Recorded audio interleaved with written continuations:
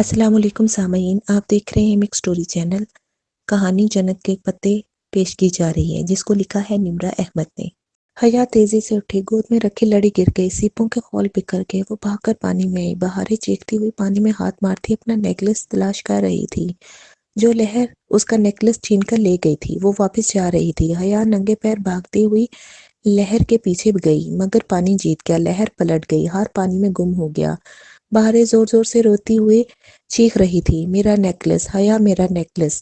عائشہ پیچھے سے اسے بازوؤں میں لیے پکڑنے کی کوشش کر رہی تھی، مگر وہ کسی بے آب مچھلی کی طرح تڑپتے ہوئے خود کو چھڑا رہی تھی۔ حیا آگے مت جاؤ، پانی گہرا ہے، وہ گم جائے گا۔ عائشہ اسے آوازیں دے رہی تھی، مگر وہ سب کچھ بھلائے بیوقدا کی شہزادی کا تاج ڈھونڈ رہی تھی۔ ساحل کی گیلی ریت، پانی، سمندر۔ وہ پانی میں ہاتھ مارتی پوری بھیگ چکی تھی، مگر نیکلس کہیں نہیں تھا۔ اس نے تھک کر اپنے عقب میں دیکھا، جہاں عائشہ بمشکل آنسو روکے تڑپتی بلکتی بہاریں کو پکڑے کھڑی تھی۔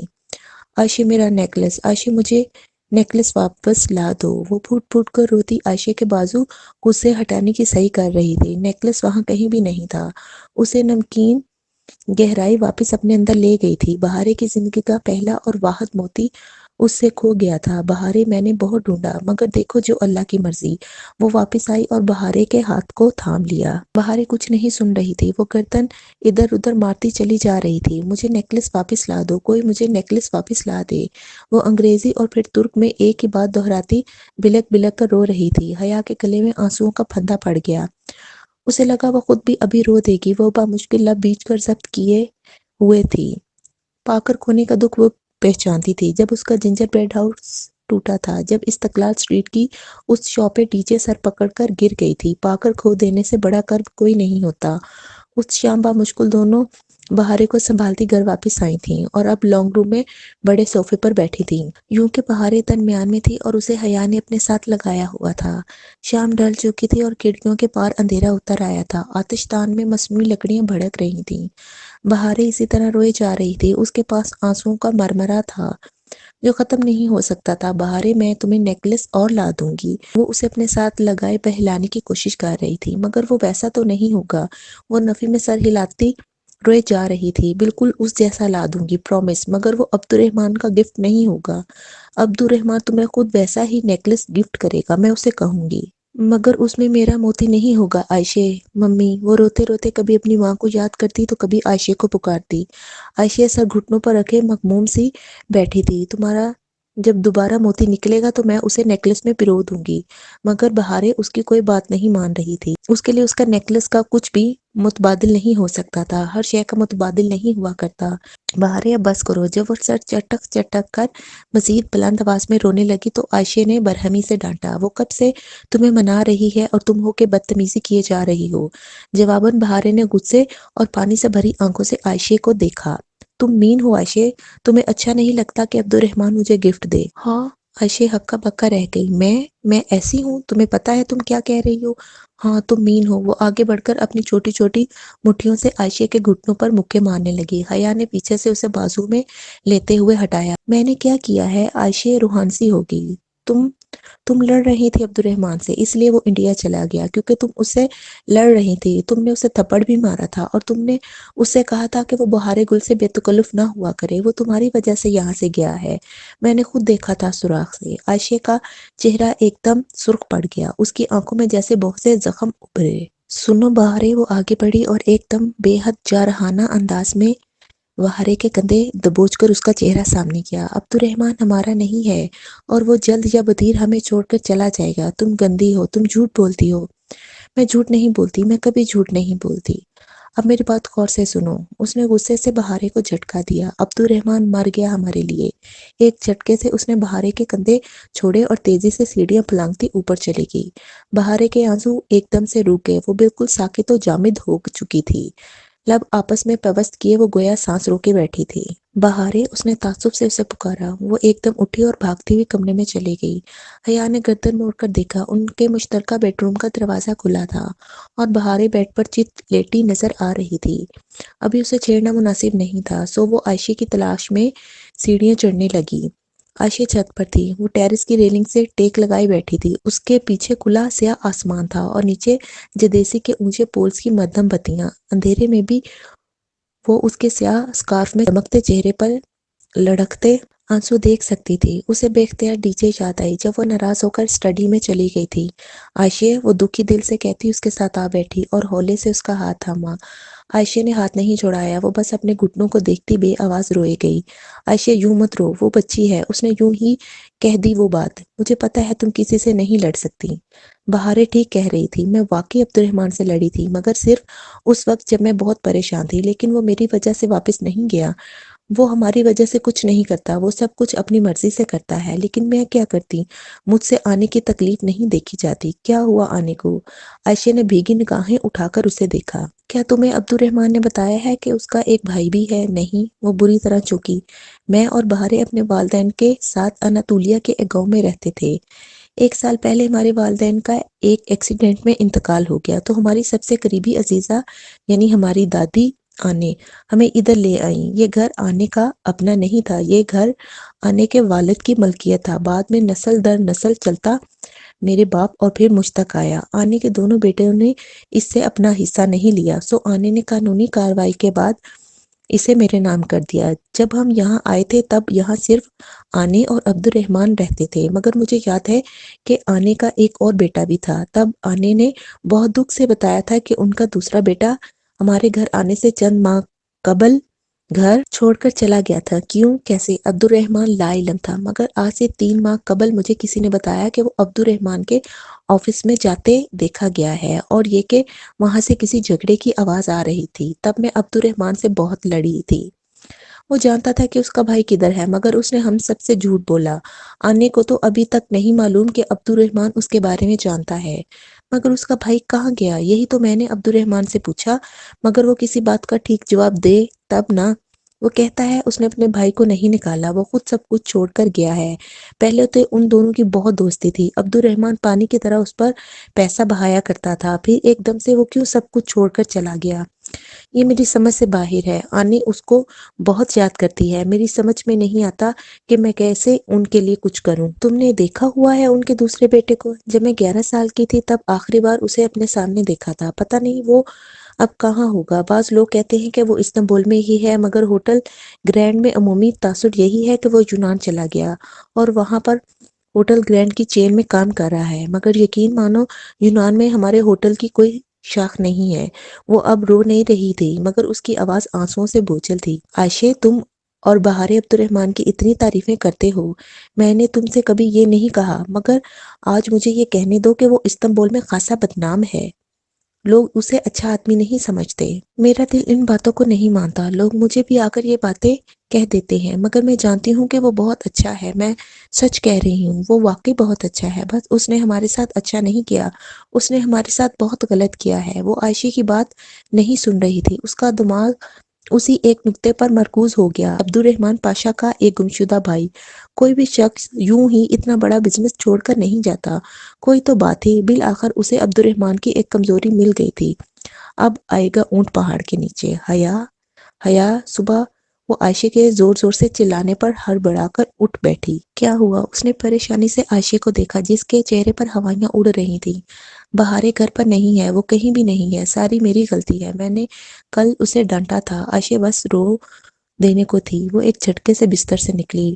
باہر کھڑے گارڈ نے بتایا ہے کہ اس نے بہارے کو باہر جاتے نہیں دیکھا، وہ پچھلے دروازے سے نکلی ہوگی۔ اس گھر میں ایک پچھلا دروازہ بھی ہے، عبد الرحمن کی عنایت، وہ ہر شے میں بیک ڈور رکھتا ہے۔ عائشہ تلخی سے بڑبڑاتی اس کے ساتھ باہر نکلی۔ عائشہ، مجھے پتا ہے وہ کدھر ہوگی۔ اسے یقین تھا کہ وہ سمندر پر گئی ہوگی۔ جب وہ اس ویران سمندر پر پہنچی تو وہ انہیں دور سے ہی نظر آ گئی۔ وہ وہیں اس جگہ بیٹھی تھی جہاں وہ تینوں کل چٹائی ڈالے بیٹھے تھے۔ اس کے گھنگریالے بال ہوا سے اڑ رہے تھے اور وہ خالی خالی نگاہوں سے سمندر کو دیکھ رہی تھی۔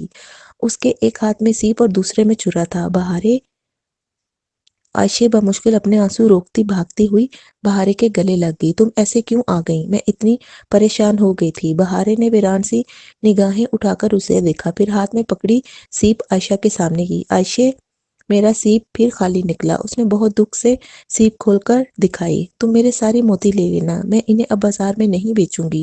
تم حیا کے تینوں موتی بھی لے لینا جو اس کے کزن نے دیے تھے، مگر اب تم رو گی نہیں۔ نہیں عائشہ، بہارے نے نفی میں سر ہلایا۔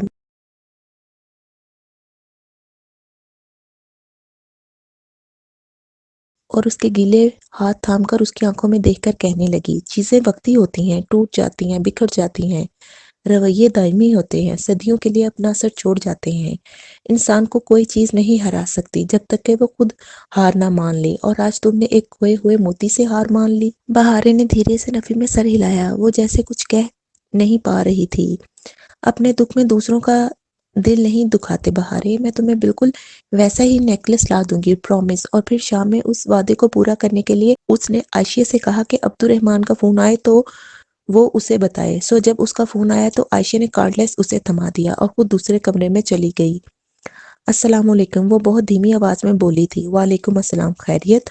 وہ جیسے بہت حیران ہوا تھا۔ جی، وہ مجھے کچھ کام تھا۔ اسے یاد تھا کہ آخری دفعہ اس نے عبد الرحمن کو کام کہا تھا تو اس کا نتیجہ بہت بھیانک نکلا تھا، مگر اب وہ اسے ایک اور موقع دے رہی تھی۔ کہیے، آپ کو ہم سے بات کرنے کا خیال صرف کام کے وقت ہی آتا ہے، مگر کہیے۔ دل تو اس کا چاہا کہ فون دیوار پر دے مارے، مگر برداشت کر گئی اور ساری بات کہہ سنائی۔ آخر میں بولی، آپ مجھے اس شاپ کا نام بتا سکتے ہیں جہاں سے آپ نے وہ نیکلس لیا تھا؟ وہ میرا گفٹ تھا، سو مجھے ہی دوبارہ لینا چاہیے، لیکن چونکہ میں ابھی ملک سے باہر ہوں تو میرا بندہ اس شاپ کے واؤچرز آپ کو دے جائے گا۔ آپ جواہر کے اس شاپ سے وہ نیکلس خرید کر بہارے کو دے دیجیے گا۔ السلام علیکم، بے لچک اور خشک انداز میں کہہ کر اس نے فون رکھ دیا۔ حیا نے ایک متنفر نگاہ کارڈلیس پر ڈالی اور تہیہ کر لیا کہ آئندہ وہ کبھی اس شخص سے بات کرنے کی زحمت نہیں کرے گی۔ اس کا خیال بہت جلد غلط ثابت ہونے والا تھا۔ ہوٹل گرینڈ کا ملازم اگلی صبح واؤچر لے کر آیا، مگر تب جب وہ تینوں استنبول جانے کی تیاری کر رہی تھی۔ عائشہ کو بینک میں کوئی کام تھا، سو وہ اور بہارے اس کے ہمراہ چل رہی تھیں۔ حیا نے واؤچرز لے کر کمرے میں رکھے، مگر فیری کے لیے روانہ ہوتے وقت وہ انہیں اٹھانا بھول گئی۔ سو استنبول آ کر وہ جواہر نہیں گئی۔ نیکلس پھر کبھی خرید لیں گے، کیونکہ اس پر پرونا تو بہارے کا موتی ہی تھا جو نہ جانے کب نکلے۔ مگر سبانجی کے ڈرا میں جا کر وہ اپنا پزل باکس ضرور اٹھا لائی تھی۔ وہ صبح کی کلاسز کا ٹائم تھا اور ڈروم خالی پڑا تھا، سو نہ وہ کسی سے خود ملی اور نہ کسی سے سامنا ہوا۔ پزل باکس اور چند ضروری چیزیں لے کر جب وہ باہر آئی تو عائشہ کے کاموں میں اتنا وقت ہی نہیں ملا کہ استقلال اسٹریٹ جا سکتی۔ وہ دوپہر تک ہی واپس آ گئے۔ اپنا پزل باکس اس نے احتیاط سے الماری میں کپڑوں کے نیچے رکھا۔ اب اس نے جلد از جلد اسے کھولنا تھا۔ رات کو وہ عائشہ اور بہارے کے سونے کے بعد پزل باکس نکال کر دبے قدموں میں چلتی باہر آئی۔ اس کا رخ کچن کی طرف تھا۔ کاؤنٹر سے ٹیک لگا کر کھڑے اس نے کوڈ بار کی سلائیڈز اوپر نیچے کرنا شروع کی۔ پہلے اس نے عائشہ لکھا، مگر باکس جامد رہا۔ اسے یہی توقع تھی، یقیناً باکس لیتے ہی خریدار نے پاس ورڈ بدل دیا ہوگا۔ پھر اس نے ینگن لکھا، جو ترکی میں آگ کو کہتے ہیں۔ باکس جوں کا توں رہا۔ اسے یہی امید تھی۔ اب اسے وہ کرنا تھا جس کی طرف ہرکلیس کا قول اشارہ کر رہا تھا، آگ، اصلی والی آگ۔ اس نے ماچس اٹھائی اور تیلی سلگا کر باکس کے قریب لائی، مگر آنچ لکڑی کو سیاہ کرنے لگی اور شعلہ تیلی کو کھا کر اس کی انگلی تک پہنچنے لگا تو اس نے جھنجھلا کر تیلی پھینکی۔ چند لمحے وہ کچھ سوچتی رہی، پھر باکس لیے باہر آئی۔ لانگ روم کا آتش دان سرد پڑا تھا۔ اس نے ناپ پھیر کر آگ لگائی تو مصنوعی لکڑیوں والا ہیٹر جل گیا۔ لانگ روم کا آتش دان سرد پڑا تھا۔ اس نے ناپ پھیر کر آگ لگائی تو مصنوعی لکڑیوں والا ہیٹر جل گیا۔ وہ باکس کو دونوں ہاتھوں میں پکڑے اس جگہ کے قریب لائی جہاں صرف دہکتے انگارے تھے، شعلے نہ تھے۔ ہیٹر کی تپش اس کی انگلیوں کو چھونے لگی۔ وہ ضبط کر کے باکس پکڑے بیٹھی رہی۔ بار بار نگاہوں کے سامنے وہ تکلیف دہ رات ابھرتی، الاؤ کھولتا، مایا دہکتی سلاخیں۔ اس نے سر جھٹک کر توجہ باکس کی طرف مرکوز کی۔ اس نے اسے ذرا ترچھا پکڑا تھا، یوں کہ اس کے دونوں طرف انگاروں کے سامنے تھی۔ جو طرف ذرا زیادہ سامنے تھی اس پر حروف ابھرنا شروع ہو گئے تھے، حروف بلکہ الفاظ، فکرے۔ اس نے حیرت سے باکس کی اس سائڈ کو دیکھا جس کا رنگ تپش کے ساتھ سیاہ ہو رہا تھا اور اوپر سنہری سے الفاظ ابھر رہے تھے۔ وہ شاید لاشعوری طور پر 6 حرفی لفظ کی توقع کر رہی تھی، مگر یہاں تو حیا نے باکس آگ سے ہٹا کر دیکھا، اس پر لکھے وہ فکرے واضح تھے۔ وہ کوئی نظمیہ شعر تھا۔ Marked on Homer's doubt Attic with twins spout, Homer کے شبہات پر نشان زدہ ایک چھڑی جس کی 2 نوکیں ہوتی ہیں۔ وہ ابھی ان الفاظ پر ٹھیک سے الجھ بھی نہ سکی تھی کہ اس کی نگاہ اس سیاہ ہوتی طرف سے متصل جگہ پر پڑی جو ذرا سی تپش اس جگہ کو ملی تھی۔ اس نے وہاں چند ادھورے حروف ظاہر کیے تھے۔ حیا نے وہ طرف آگ کے سامنے کی ادھورے الفاظ مکمل ہو کر ایک شعر میں ڈھل گئے۔ Round the emerald crucified and the freedom prettified, مصلوب زدہ جمود اور ٹھہری ہوئی آزادی کے گرد۔ کسی احساس کے تحت اس نے تیسری متصل دیوار کو آنچ دکھائی۔ باکس کی تیسری طرف بھی کسی جادوئی اثر کی طرح سیاہ پڑنے لگی، اور اوپر جیسے کوئی اندیکھا قلم سنہری روشنائی سے لکھنے لگا۔ Snap there a bloody pine, split there some tear divines۔ ادھر خون میں ڈوبا صنوبر چٹخا اور آفاقی آنسو بکھرتے تھے۔ اب کوٹ بار سے متصل دو دیواریں اور تیسری جو کوٹ بار کے بالکل متوازی تھی، حروف سے بھری جا چکی تھی۔ باقی اوپر ڈھکن کی سطح جہاں ہرکلیس کا قول لکھا تھا رہ گئی تھی، یا پھر نچلی طرف۔ اس نے دونوں کو آنچ دکھائی مگر کچھ نہ ہوا۔ اب صرف کوٹ بار والی طرف بچی تھی۔ حیا نے احتیاط سے اس کو انگاروں کے قریب کیا۔ جیسے جیسے تپش لکڑی کو چھوتی گئی، کوٹ بار کے 6 چوکھٹوں کے اوپر شعر ابھرتا گیا۔ A love lost is symbolic smell under which the line dwell۔ علامتی خوشبو میں ایک پیار کھو گیا جس کے نیچے لہریں رہتی ہیں۔ پزل باکس کا آخری شعر، 8 مصروں کی نظم پوری ہو گئی تھی۔ اب یہ نظم کس طرف اشارہ کر رہی تھی، یہ اس کو ابھی سوچنا تھا۔ پہلی بار اسے بری طرح سے معتصم کی کمی محسوس ہوئی تھی۔ بہاریں پھول چننے کے لیے گئی تھی اور اب نیچے درختوں میں ادھر ادھر بھاگتی پھر رہی تھی۔ نیکلس کا غم اب تک اسے بھول بھال چکا تھا۔ وہ عائشہ کے ساتھ ایک درخت تلے چٹائی پر بیٹھی اس کی ہدایت کے مطابق ہاتھ میں پکڑے لکڑی کے ٹکڑے کو تراش رہی تھی۔ دوپہر کی نرم سی دھوپ صنوبر کے درختوں سے چھن چھن کر ان پر گر رہی تھی۔ ایک پزل باکس بنانے کے لیے 507 لکڑی کے چھوٹے بڑے ٹکڑے درکار ہوتے تھے۔ خاصا محنت طلب کام تھا۔ عائشہ نے اناطولیہ کے ایک گاؤں میں کسی معمر چینی کاریگر سے یہ فن سیکھا تھا۔ تمہیں واچرز منگوانے کی ضرورت نہیں تھی، عبد الرحمن کی تو قیمتی تحفے دینے کی عادت ہے، یوں ہی بہارے کی عادتیں بگڑ جائیں گی۔ اس کی بات پر حیا نے سر اٹھایا۔ اس نے ڈھیلی چوٹی باندھ کر آگے کو ڈال رکھی تھی اور چند لٹیں چہرے کے اطراف میں جھول رہی تھیں۔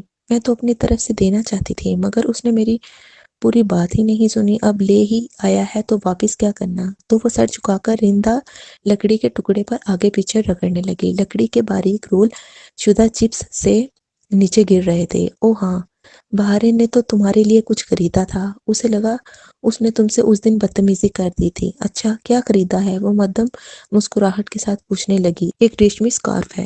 مگر میں تو سر پر سکارف نہیں لیتی۔ بے اختیار اس کے لبوں سے نکلا، پھر پچھتائی۔ کسی کے تحفے کے لیے ایسے تو نہیں کہنا چاہیے۔ کوئی بات نہیں، تم گردن میں لے لینا۔ ہاں، یہ ٹھیک ہے۔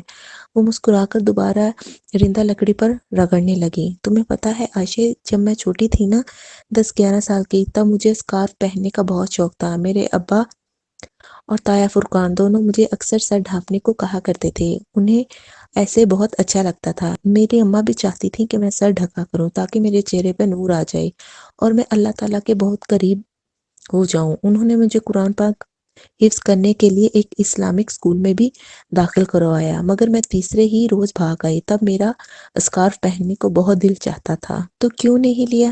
جواباً حیا نے دھیرے سے شانیاں جھکائی۔ مجھے آہستہ آہستہ سمجھ آ گئی کہ میرا فیس کٹ ایسا ہے کہ میں اسکارف میں اچھی نہیں لگوں گی۔ وہ کہہ کر سر جھکائے کام کرنے لگی۔ عائشہ اسی طرح ہاتھ روک کر اسے دیکھ رہی تھی۔ کس کو؟ ہاں، اس نے نہ سمجھی سے سر اٹھا کر عائشہ کو دکھا۔ تم کس کو اسکارف میں اچھی نہیں لگو گی؟ لوگوں کو، اور کیمرے کو، مثلاً تصاویروں میں، اور خود کو، اور اللہ تعالیٰ کو۔ عائشہ دھیرے سے مسکرائی۔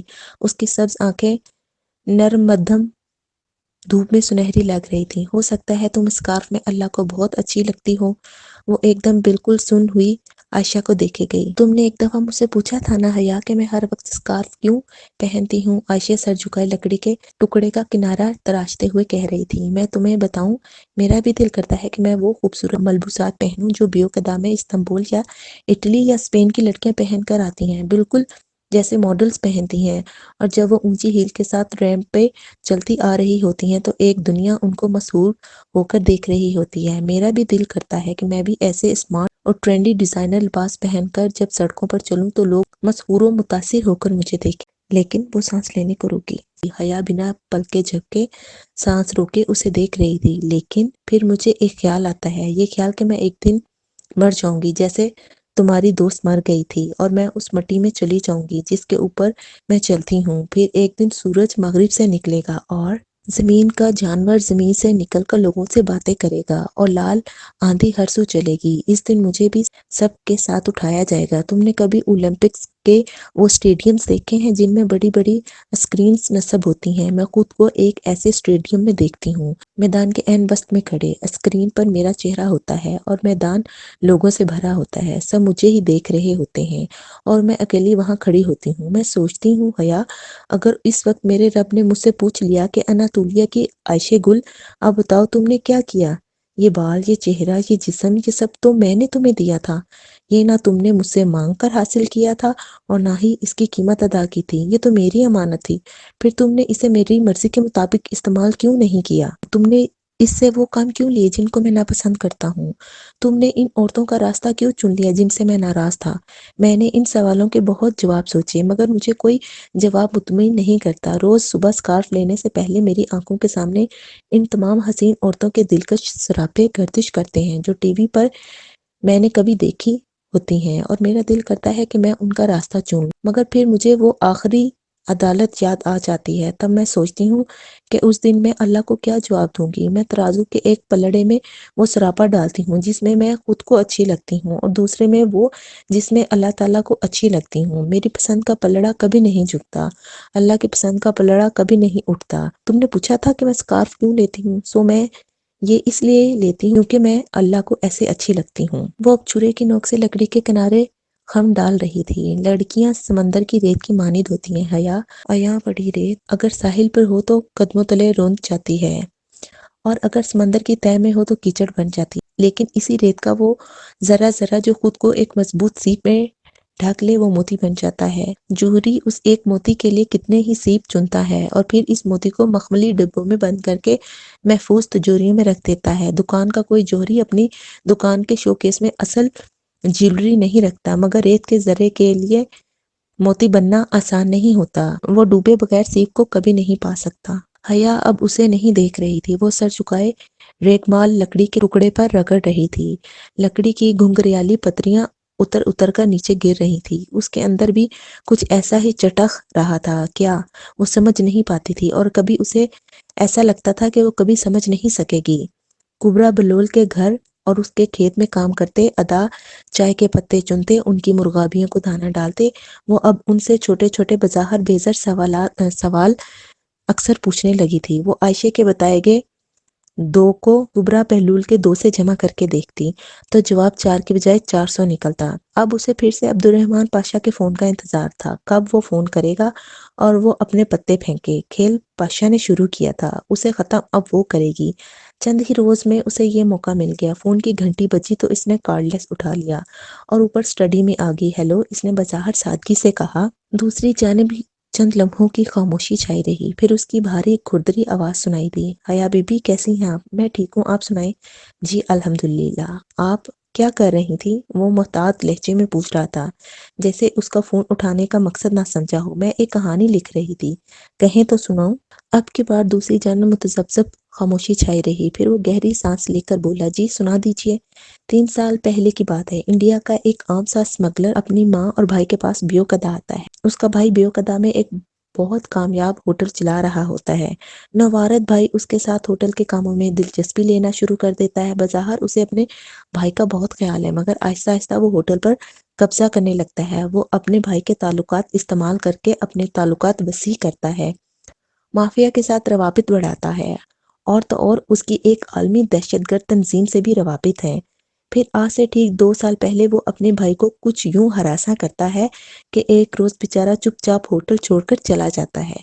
لوگوں کو یہ بتایا جاتا ہے کہ وہ یونان میں ہے، لیکن وہ در حقیقت کہاں ہے یہ اس کے بڑے بھائی سے بہتر کوئی نہیں جانتا، اور اسے باز پرس کرنے والا کوئی ہے بھی نہیں سوائے ایک بوڑھی عورت اور 2 معصوم لڑکیوں کے۔ یوں وہ عام سا اسمگلر استنبول کے با اثر و رسوخ ترین افراد میں شامل ہو جاتا ہے۔ اب بتائیں کیسی لگی کہانی؟ کہتے ہیں تو پبلشنگ کے لیے دے دوں؟ اس نے بہت معصومیت سے پوچھا تھا۔ میں اس ساری بکواس سے کیا مطلب لوں؟ یہی کہ میرے بارے میں ذرا احتیاط سے کام لیجیے گا، ورنہ پیر کے نیچے دباؤ تو چونٹی بھی کاٹ لیتی ہے۔ بہت احسان فراموش لڑکی ہو، تمہیں بھول گیا ہے کہ اس رات تمہیں اس بحری جہاز سے نیم مردہ حالت میں کون لایا تھا؟ لمحہ بھر کو وہ بالکل چپ رہ گئی۔ میں پرسوں بیوقتا واپس آ رہا ہوں، تم نے جب تک رہنا ہے تم رہو، میں ادھر نہیں آؤں گا اور نہ ہی تمہارے راستے میں آؤں گا، سو تم بھی میرے راستے میں آنے کی کوشش مت کرنا۔ دھمکی آمیز لہجہ اس بات کا غماز تھا کہ اس نے وہیں ہاتھ رکھا تھا جہاں سب سے زیادہ درد ہوتا ہے۔ میں نے کیا کرنا ہے اور کیا نہیں، اس کا فیصلہ ابھی نہیں کیا میں نے، اس نے محظوظ سے انداز میں کہہ کر فون رکھ دیا۔ میجر احمد کا شکریہ جس نے اسے ایک دوسری نچ پر سوچنا سکھایا تھا۔ اور کیا قربان کر سکتی ہو تم اپنا فاصلہ گھٹانے کے لیے؟ رات سونے سے قبل یہ آخری بات تھی جو عائشہ نے اس سے پوچھی تھی۔ اس نے نیند میں ڈوبی آنکھیں کھول کر سوالیہ نگاہوں سے عائشہ کو دیکھا، بولی کچھ نہیں۔ میں بتاؤں، تم اپنی نیند قربان کرنا سیکھ لو، وہ کہہ کر لیٹ گئی تو حیا نے بوجھل ہوتی آنکھیں بند کر لیں۔ صبح فجر کی اذان کے ساتھ ہی بہارے کا کندھا جھنجھوڑ کر اسے اٹھا رہی تھی۔ اٹھ جاؤ، عائشہ نے کہا ہے آج سے تم بھی ہمارے ساتھ قرآن پڑھنے جاؤ گی۔ میں اس نے قسمندی سے آنکھیں ذرا کھولی، مجھے نیند آ رہی ہے۔ نہیں نہیں، اب تو تمہیں بھی جانا پڑے گا، یہ ٹارچرز تم بھی سہو نا، میں اکیلے کیوں برداشت کروں؟ اب اٹھ جاؤ۔ دم کٹی لومڑی دوسروں کی دم پھندے میں پھنستے دیکھ کر بہت خوشی خوشی اچھلتی کودتی تیار ہو رہی تھی۔ حیا بدقت تمام کمبل اتار کر اٹھی۔ اسے اور ڈی جے کو صبح خیزی کی عادت تو تھی، مگر ان کی صبح فجر قضا ہونے کے بعد ہوتی تھی، اور پھر بھاگم بھاگ کیمپس کی تیاری۔ اس نے اپنا لیموں کے رنگ کا زرد فراق پہنا جو ایک دفعہ جہان کے گھر پہن کے گئی تھی، اور گیلے بال کھلے چھوڑ کر سنگھار میز کے سامنے آ کھڑی ہوئی۔ ابھی اس نے پرفیوم کی شیشی اٹھائی ہی تھی، بہارے عقب میں زور سے چلائی، یہ کیا کر رہی ہو؟ کیا؟ وہ اس کے اچانک چلانے پر ڈر کر پلٹی۔ تم باہر جانے سے پہلے پرفیوم لگا رہی ہو؟ بہارے نے بے یقینی سے پوری آنکھیں کھول کر اسے دیکھا۔ ہاں ہاں، کیا ہوا؟ عائشہ گل کہتی ہے اچھی لڑکیاں باہر جانے سے پہلے اتنا تیز پرفیوم نہیں لگاتی، تم یہ باڈی سپرے لگا لو، مگر پرفیوم نہیں، اللہ تعالیٰ ناراض ہوتا ہے۔ وہ بہت خفگی سے ڈانٹتی ہوئی حیا کے ساتھ آ کھڑی ہوئی، اور پھر ایڑیاں اونچی اٹھا کر خود کو آئینے میں دیکھتی سکارف لپیٹنے لگی۔ حیا نے ایک ہاتھ میں پکڑے پرفیوم کا دیکھا اور پھر ذرا خفت سے اسے رکھ کر باڈی مسٹ اٹھا لیا۔